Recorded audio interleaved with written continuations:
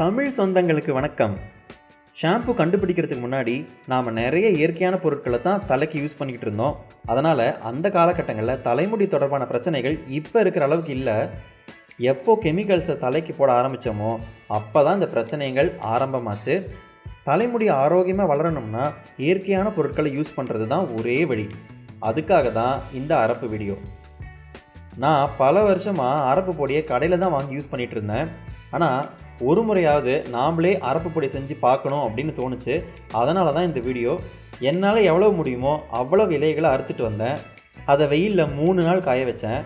இந்த ப்ராசஸை வெயில் காலங்களில் மட்டும்தான் செய்யணும். நான் காய வைக்கும்போது வெயில் நல்லா இருந்தது. அதனால் 3 நாளில் சூப்பராக காஞ்சிருச்சு. அதுக்கப்புறமா இதை மிஷினில் கொடுத்து அரைச்சிட்டு வந்துட்டேன். இப்போ பாருங்கள், 1 கிலோ 700 கிராம் பொடி கிடச்சிருக்கு. அரைச்சிட்டு வந்த பிறகு தான் கவனித்தேன், கடையில் வாங்கின பொடிக்கும் நானே அரைச்ச பொடிக்கும் கலரில் நல்ல வித்தியாசம் தெரியுது. நாமளே அரைச்ச பொடி பச்சை கலராக இருக்குது. கடையில் வாங்கினது கலர் கொஞ்சம் கம்மியாக இருக்குது. ஒருவேளை ரொம்ப நாள் ஆனதுனால கலர் மாறிடுச்சோ என்னமோ தெரியல. ஆனால் நாமளே அரைச்ச பொடி நான் யூஸ் பண்ணேன். கடையில் வாங்கின பொடியை விட நாம் அரைச்ச பொடி ரொம்ப நல்ல ரிசல்ட்டை கொடுக்குது. அரப்பு பொடி ரெடி. இதை எப்படி யூஸ் பண்ணுறதுன்னு இப்போ பார்ப்போம். சின்னதாக ஒரு கப்பு ஒன்று எடுத்துக்கோங்க. பாத்ரூமில் இந்த கப்பு எப்பயுமே இருக்கணும். இப்போது ஒரே ஒரு ஸ்பூன் மட்டும் அரப்பு பொடி இதில் எடுத்து போட்டுக்கலாம். நான் ஆண்களுக்கு உண்டான அளவை மட்டும் சொல்கிறேன். பெண்கள் உங்கள் தலைமுடிக்கு ஏற்ற மாதிரி கொஞ்சம் அதிகமாக போட்டுக்கோங்க. ஆண்களுக்கு ஒரே ஒரு ஸ்பூன் போதும். இதுவே தாராளமாக இருக்கும். இப்போது தாராளமாக தண்ணி ஊற்றிக்கோங்க. இந்த அரப்பு பொடி உளுத்தம்பருப்பு மாதிரி நல்லா உபரியாக வரும்.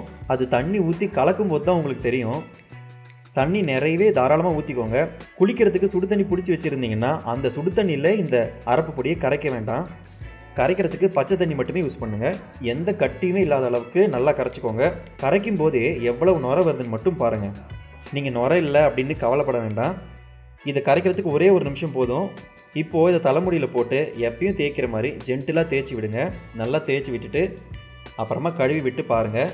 இதோட வளவளப்பு தலையில் இருக்கிற அழுக்கை எல்லாத்தையுமே எடுத்துகிட்டு வந்துடும். ஷாம்பு போட்டால் என்ன ரிசல்ட் கிடைக்குதோ அதே ரிசல்ட் இதுலேயும் கிடைக்குது. இந்த அரப்பை யூஸ் பண்ணுறதால பொடுகு தொல்லை இருந்ததுன்னா அது சரியாகும்.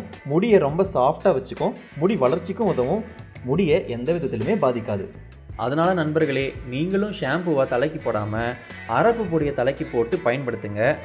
முடி நல்லா இருக்கணும் அப்படின்னு நீங்கள் நினச்சிங்கன்னா இந்த அரப்பு பொடி யூஸ் பண்ணுங்கள். ஒரு முறையாவது யூஸ் பண்ணி பாருங்கள். ஒரு முறை யூஸ் பண்ணி பார்த்துட்டிங்கன்னா நீங்கள் அடுத்த முறையிலேருந்து இதே பொடி தான் யூஸ் பண்ணுவீங்க. முதல்ல கடையில் விற்கிற அரப்பு பொடியாவது வாங்கி யூஸ் பண்ணி பாருங்கள். அதுக்கப்புறமா முடிஞ்சால் நீங்களே அரப்பு பொடியை இதே மாதிரி அறுத்துட்டு வந்து காய வச்சு அரைச்சி யூஸ் பண்ணி பாருங்கள். உங்களுக்கு ரொம்பவும் பிடிக்கும். இந்த மாதிரி பயனுள்ள வீடியோஸை பார்க்கணும்னு நினச்சிங்கன்னா அறம் சேனலுக்கு ஞாபகமாக சப்ஸ்கிரைப் பண்ணுங்கள். உங்களுடைய அன்புக்குரியவங்களுக்கு இந்த வீடியோ மறக்காமல் ஷேர் பண்ணுங்கள். நன்றி.